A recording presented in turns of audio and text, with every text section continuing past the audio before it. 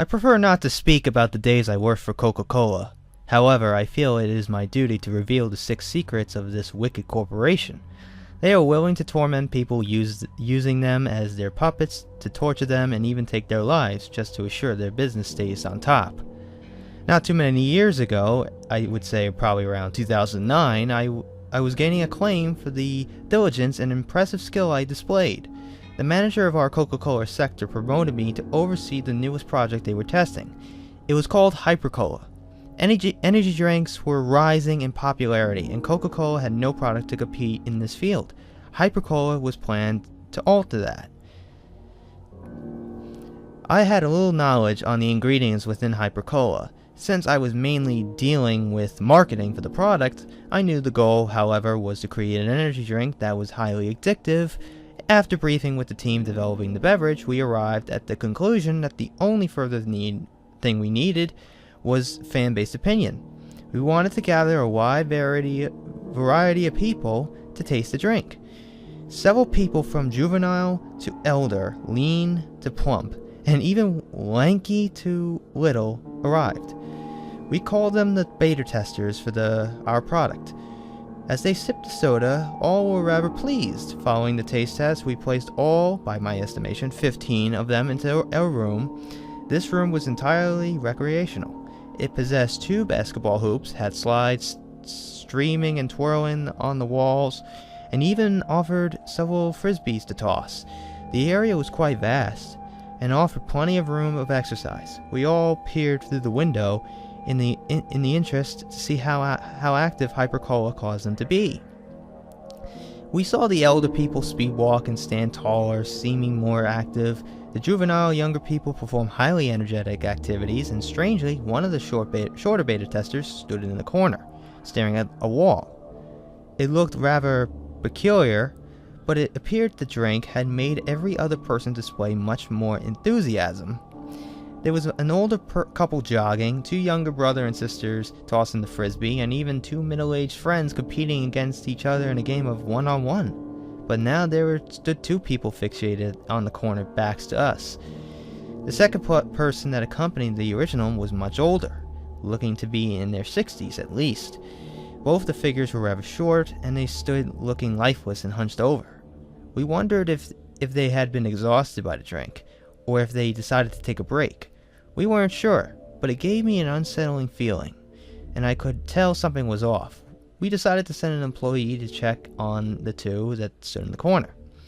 As he trekked through the open room, people looked to be getting more and more exhausted. In fact, on his voyage to the 2 standing in the corner, I noticed at least 3 more join them. It looked as if this activity was slowly growing into the majority. Once our employee reached the group of beta testers, we all kept our eyes fixated on the area. He slowly shifted his arm to the air as he gazed directly to the back of a juvenile girl. He lightly tapped her shoulder, resting only his index finger on her, and he spoke, asking, "Ma'am, are you okay?" The girl turned. Her appearance was revolting. She stood there, staring directly to the employee, gazing her blood-red eyes incontestably at him. She licked her pale, white skin with an unaltered grin. Her lips stretched to either side of her face, her eyelids widened, and her pupils soon encompassed the borders of her eyes. Pupils dilated, lips flaking, and skin empty of color, she spoke, "Help!" Her message was delivered with an uneasy tone as she trembled. This was all she could manage to say before collapsing to the floor. More of the people piled in, and quickly the entire group lies staring at the corner of the room. All of the employees quickly brought the patients to the quarantine rooms. Once in the separated rooms, these patients only seemed to look nearer and nearer to death. Their skin looked lifeless in coloration, and many of them were profusely vomiting this thickly viscous neon yellow-looking substance. They even began to say insane things and acted with rather unpredictable behavior.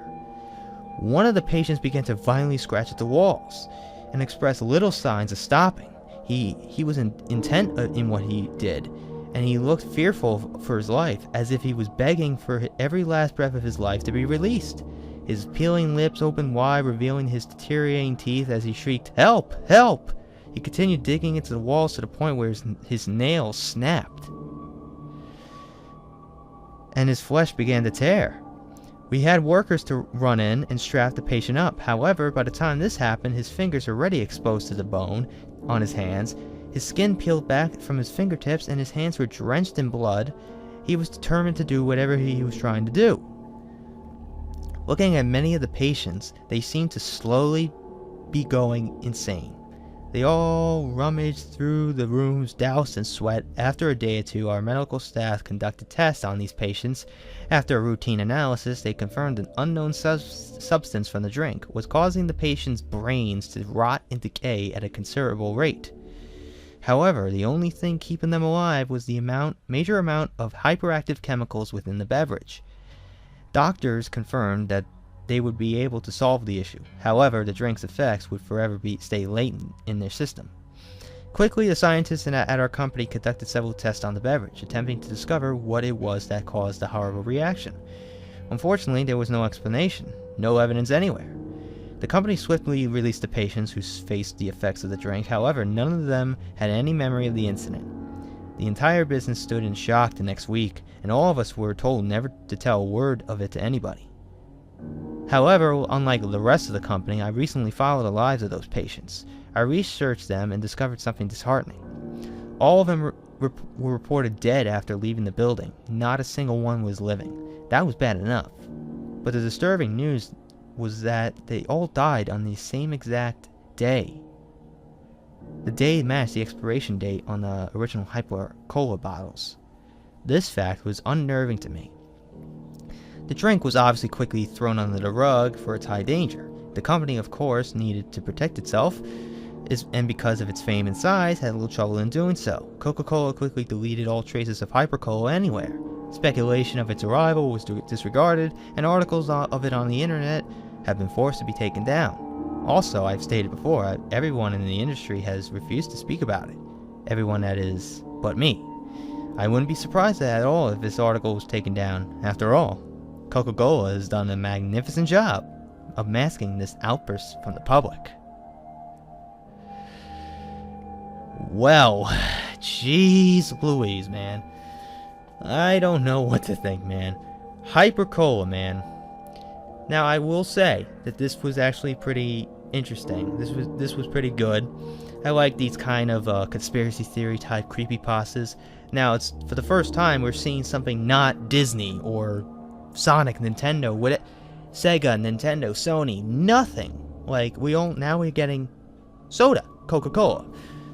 Coca-Cola is obviously a huge brand, multi-billion-dollar corporation. I'm personally a fan of that drink. I always drink it all the time. Not like constantly, but I drink it. But this was really something I can sink my teeth into, this type of story. I kind of liked it. It was right up my alley. But I like the fact that it's something like that, but the only problem I have with it is that it doesn't connect to the real world. Like, you know what I mean? Like, let's just say at the end of the story, it's like, by the way, I'm pretty sure, like, the author should have said something on the lines of, oh, I'm pretty sure that some of that substance, some of that some of the ingredients from Hyper Cola are still in Coca-Cola.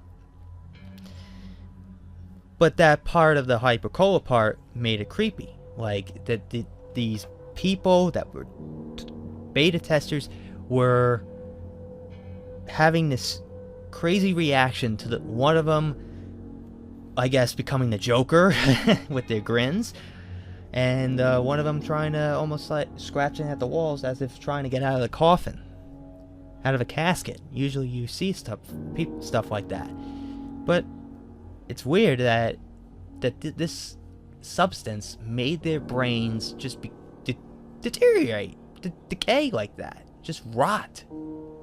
It's weird that an ingredient like that would cause Coca-Cola, their brains to decay. First of all, I'm pretty sure that there's been so many flavors of Coca-Cola over the years. God, anybody remember Coca-Cola Lime, for crying out loud? I do. Also probably Pepsi. You remember Pepsi 1? But honestly, this story was pretty good. I honestly enjoyed it. But another thing, it's just that no connection to the real world. Like, as if, like, to tell the reader that there's a possibility that some of the ingredients from Hypercola are still in Coca-Cola. Like, there's none of that in there. It's just like, oh, well, Coca-Cola has done a magnificent, a great job trying to keep this coming out to the public. So that's really it, really. The story was good. I personally enjoyed it. It adds a little creepiness when you come to it. First of all, why would Coca-Cola want an energy drink? Red Bull, like, the only competition I think that Coca-Cola would have when it comes to energy drinks would be Red Bull. Honestly, I don't think Coca-Cola would be really waste time trying to compete in that field. It'd probably fail miserably. Overall, they are a multi-billion-dollar corporation. They could probably do something like that, but honestly, I don't think they would. So, by the way, guys, I'm pretty sure you guys noticed that I didn't say anything in the beginning of the video. I just straight away read the story, no introduction, nothing. And that's pretty much what we're going to be doing from now on. And by the way, this is all being part, as I probably said before. If not, I'll say it again. This is part of my 5-year anniversary on YouTube. This little celebration this week, during the weekend of August 27th. 5 years ago, man. Gee, I wonder what's gonna be like for the next 5 years or 10 years. So that's really it. All I have to say about this creepypasta. From now on, we're not gonna introduce myself. I'm not gonna introduce myself. I'm just gonna read the story straight away, no interruptions, and then I'll give my thoughts and analysis of it after. So if you have any changes to make to the story, comment below and let me know what changes you would make to make it even better. If you like what you saw here, like, comment, subscribe, and share this video as well. If you did not, I'm probably gonna have to send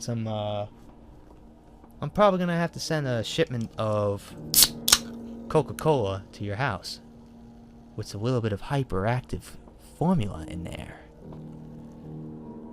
So that is it. Until next time, JDeal96 signing out. I will see you guys next video.